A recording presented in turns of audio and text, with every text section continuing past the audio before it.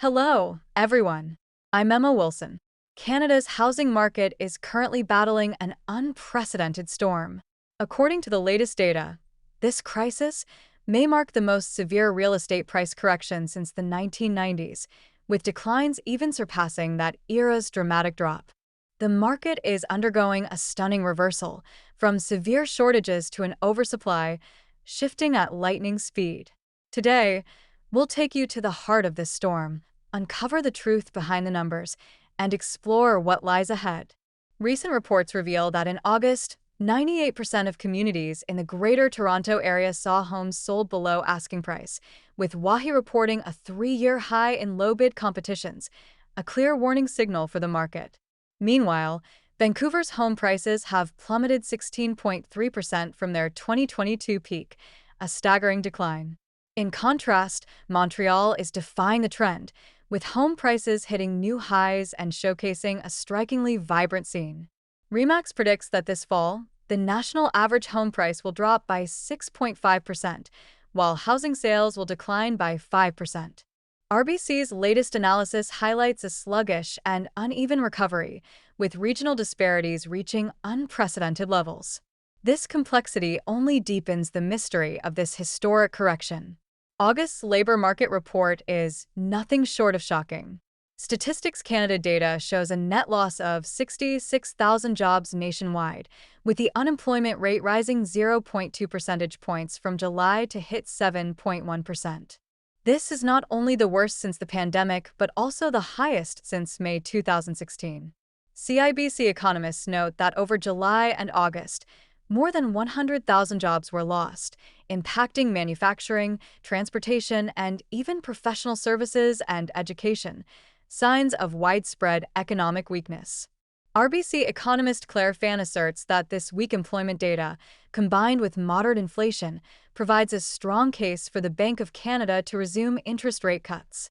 The economic downturn is directly dampening housing demand, further eroding buyer confidence. The latest immigrant survey from the Canadian Institute for Citizenships, released yesterday, adds to the concerns. 76% of immigrants find housing unaffordable, and 26% of new immigrants may leave within 2 years due to high costs, financial strain, and insufficient wages. The risk of losing high-skilled economic immigrants is particularly acute, exacerbating shortages of skilled labor and potentially undermining long-term housing demand. Imagine this. If even new immigrants can't afford to stay, where will the market find its future buyers? Employment pressures have sparked widespread social discussion. A poll reveals that 44% of Canadians support scrapping the temporary foreign worker program to ease the high unemployment burden on youth. This support climbs to over 50% among those aged 30 to 44, 48% among 18 to 29-year-olds, with the strongest backing in the Prairie provinces and the lowest in Quebec and the Atlantic provinces. Conservative leader Pierre Poilievre has proposed abolishing the program to address the youth unemployment crisis. This wave of public sentiment could further shake economic expectations and housing market confidence, something to watch closely. All eyes are on the Bank of Canada's interest rate decision on September 17th. Currently, institutions like Scotiabank and the Bank of Montreal predict a 25 basis point cut, lowering the overnight rate from 2.75% to 2.5%. A Reuters survey from August 29th to September 3rd shows that two-thirds of economists see this as just the start of 2025 rate cuts, with TD Economics and CIBC forecasting a drop to 2.25% by year-end. However, Scotiabank economists remain cautious, citing persistent inflation pressures that might keep the rate at 2.75%. BOC Governor Tiff Macklem, speaking in Mexico City, reaffirmed that the 2% inflation target is a non-negotiable red line. He admitted that while monetary policy can't directly boost housing supply, it significantly affects demand. The steep rate cuts from 2020 to early 2022 drove up home prices, with housing costs now accounting for 28% of CPI, a key inflation driver. This has led the BOC to realize that further rate cuts could again inflate prices and worsen inflation, while failing to address affordability. The latest immigrant survey confirms this. High prices are pushing new immigrants out, suggesting rate cuts may not solve the root issue. Macklem stressed that housing supply requires other solutions, and monetary policy must carefully balance demand and inflation.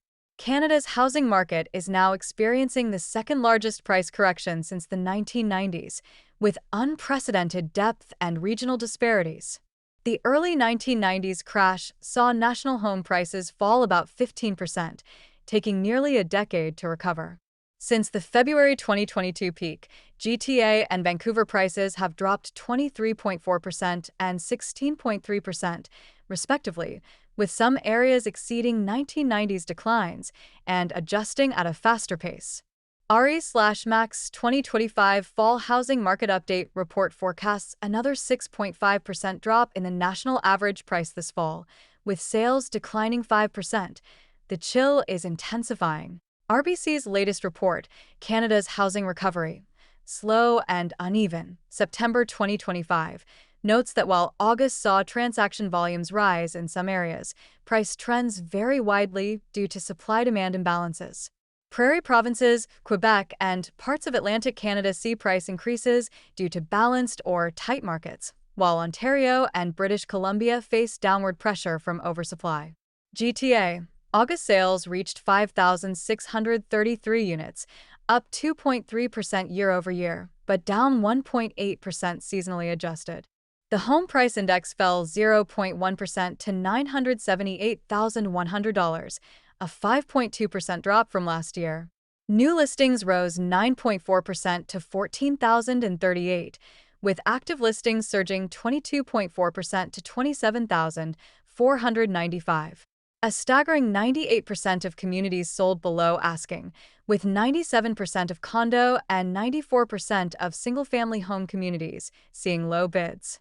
In Oakville, North York, Vaughan, and Old Toronto, median price cuts ranged from $158,000 to $200,000. Q2 condo sales crashed 69% year-over-year, highlighting market stagnation. Vancouver August sales hit 1,959 units, up 2.9% from last year, but 19.2% below the 10-year average. New listings grew 2.8% to 4,225, with inventory jumping 17.6% to 16,242, the highest in a decade. The benchmark price fell 3.8% to $1,150,400. Detached home sales rose 13% to 575, with prices down 4.8% to $1,950,300. Condo sales dropped 5.5% to 956, with prices down 4.4% to $734,400. Supply-demand balance may ease downward pressure, but affordability limits buyers. Montreal August saw 3,330 transactions, up 12%, the strongest August since 2021. The single-family median price rose 7% to $633,250, with condos and Plex units up 4% and 10%, respectively. Inventory grew just 4% to 17,515, with days on market dropping 9 to 40, signaling faster sales. Tight supply fuels price gains, though affordability pressures may slow the rise. Calgary August sales fell 9% to 1,989 units. Inventory hit 6,661, the highest since 2019, with a 3.4-month supply. The benchmark price dropped 4.1% to $577,200. New completions boost buyer options, but limited demand caps short-term price growth. A September 17th rate cut could bring lower borrowing costs, reduced monthly payments on variable-rate mortgages and some loans, with fixed rates potentially benefiting from declining bond yields. More buying opportunities. Enhanced affordability could open a window for first-time buyers, with increased supply offering more choices. Relief for sellers. Rate cuts might attract buyers and boost transactions, though GTA and Vancouver's sluggish markets need trade war relief for true confidence. Yet, the 1990s crash took nearly a decade to recover, and today's correction isn't over. Some regions have already exceeded that period's declines. Declining immigration and high unemployment could further weaken demand, with economic uncertainty lingering. GTA/Vancouver. The market hasn't bottomed out. Wait for fewer new listings, rising sales, and narrowing price drops. Montreal, a seller's market with rising prices and fierce competition, makes a major correction unlikely. Consider condos or townhouses if budget constrained. Buyers should decide rationally, within their means, and watch for the September 17th decision's short-term benefits. This historic correction deeply impacts everyday Canadians. Rising unemployment and economic uncertainty cloud the housing market's future. What are your thoughts on rate cuts? Would you enter the market now? Share your views. If you found this broadcast helpful, please like, subscribe to our channel, and hit the bell icon. Your support fuels our mission to deliver in-depth content. Thank you for tuning in. See you next time.